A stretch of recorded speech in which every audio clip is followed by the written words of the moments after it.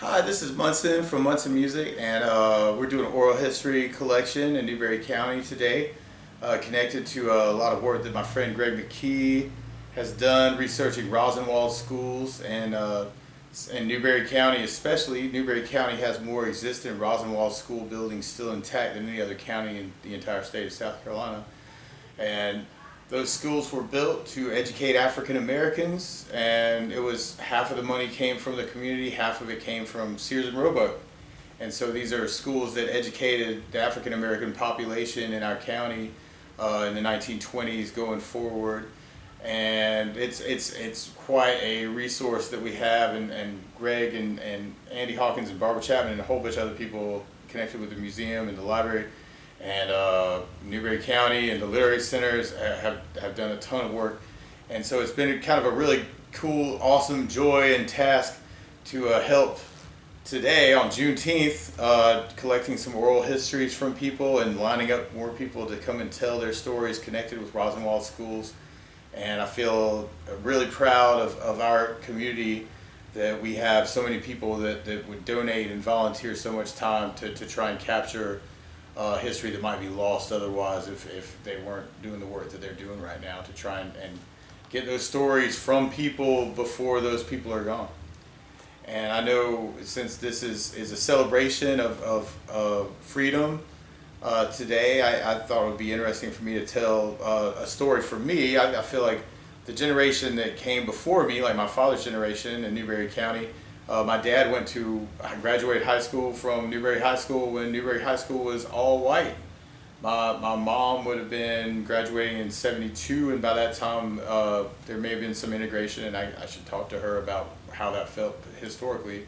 By the time I graduated high school in 1993, integration had happened. You know, I don't think people really looked at each other's colors of skin quite as different, and that may be from my experience because of the teachers that really affected me, especially would have been Lorraine Paris, my band director here in Newberry County, who came here in 1947, the year my father was born, and stayed here in Newberry County teaching, and was still signing the checks actually, like on the band programs, band booster checks up until, wow, she passed away in I think 2002, 2003. So she was very connected to this community, this band program. She saw integration happen. She saw racial hostility, I'm sure, at some point, but her main thing was to try and get people to see each other as part of a bigger community. She used the band as a vehicle.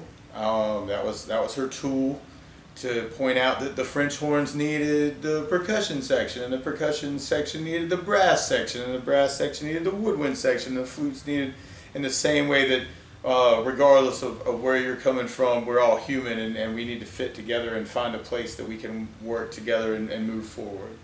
And I'm very thankful for her and other teachers of mine who really helped bridge that gap when, you know, it's hard as a human being sometimes to go, oh, well, this person's different than me, this person's different than me, they look different, they act different, they talk different, they have an accent, they wear strange clothing, in my case, they have strange long hair, they look like a hippie freak, just whatever, just so that everybody can kind of try and come together and then move forward. And I feel very thankful, especially for Miss Paris.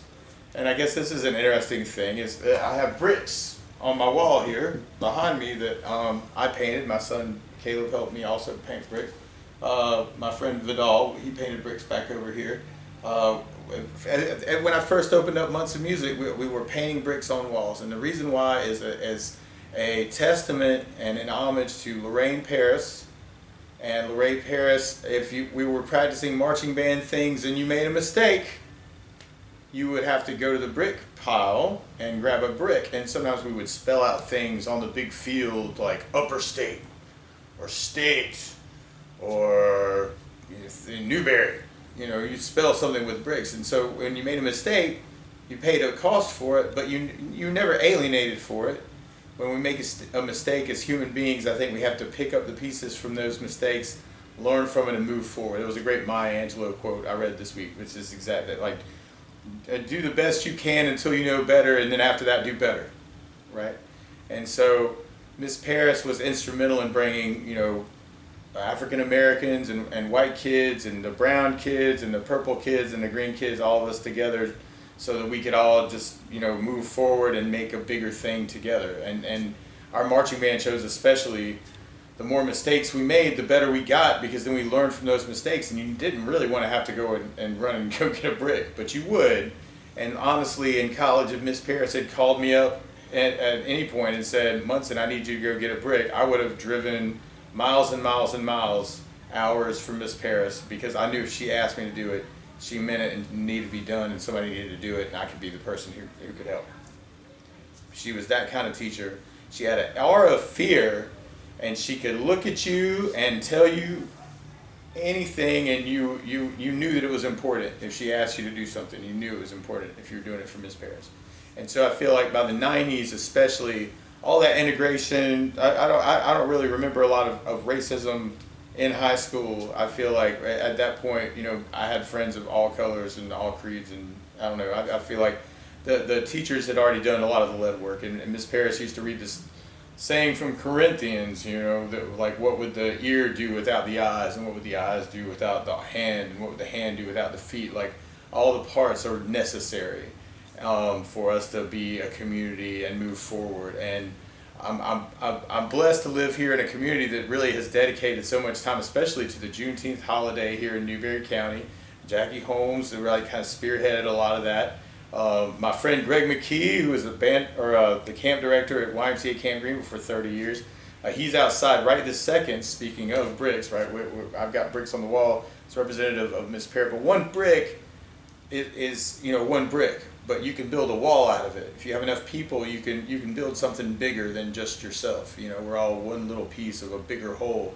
And so Greg's outside demonstrating historical brick making, which he's very good at that with brick molds, and we pulled up native clay from my friend Stephanie Therabusi. Did so much legwork to get some really, really fine artisan native clay, and also some clay that off a construction site that we dug up on Tuesday after we did some brick making activities with Miss Barbara Chapman and her classes this week. And we've got some really good stuff for brick making, and so it's been a lot of work, but it really paid off when we got to do a lot of the brick making activities, like with the kids. Greg's out here donating his time to help educate kids today with those kid activities, making blessing dolls and making brick making activities. The coolest thing I think, though, like when we did the stuff for Miss Barbara Chapman on Tuesday, we made brick molds. And then we kind of chopped them up because we only had so much clay, and this was the really, really good artisan clay that Stephanie Therabusi made. And then in my case, I gave the clay to the kids and I said, do whatever you want to with it. And so it was cool because we demonstrated how bricks were made. This is a brick making tradition that carries over from slavery into Jim Crow era. And in Newberry, we had 3 different types of brick making facilities here in Newberry County, which is why our opera house here is made of different colored bricks, because nobody wanted to offend anybody. So you've got the red brick, you got the yellow brick, you got the gray clay. Anyway, so it was cool because like we walked the kids through, this is what historically people did here, manual labor, all these brick buildings that you see all over this county made by slaves or made by African Americans, afterwards in the Jim Crow era. Making bricks is pretty intensive, and so like you have to appreciate that labor. And so an homage to the people who came before, who helped literally build the buildings here. In homage, we're kind of doing this. Here's this historical brick making thing that these people had to dedicate in a way their lives to. Greg was just saying Gallman High School, which was the black high school, had a class in brick making here. And so it's interesting, what we did was we made the bricks historically, then we cut the bricks up, and then we gave the clay to the kids and said, you can do whatever you want to with it. And I thought that was great. To me, that represented like, there's all this weight, there's all this history, and we have to acknowledge it, we have to share it, we have to tell these stories of horrible, like when humans owned other humans, this is awful. Like, but there's so many buildings around in this county even that were built with slave labor, I'm sure. And then you turn around and you give that clay to a person now, and you go, but we have all this history behind us. We have to understand it. We have to tell these stories. Well, we have to appreciate all the time and all this, stuff that comes before. But the main thing is that you can take this and go forward from here. You can take the next step. You can do the best that you can until you know better, and then once you know better, do better. So here's the clay. Make what you want to do better. So anyway, it's been a real joy this week sharing time with a lot of my friends and old friends and new friends, and meeting new people and sharing some of this history and sharing some of these stories with people. I hope that we're able to collect more stories of the civil rights era here in Newberry County, Rosenwald schools, integration, segregation. The more stories that we have to tell, the more we can understand ourselves as human beings, and we can take that next step forward.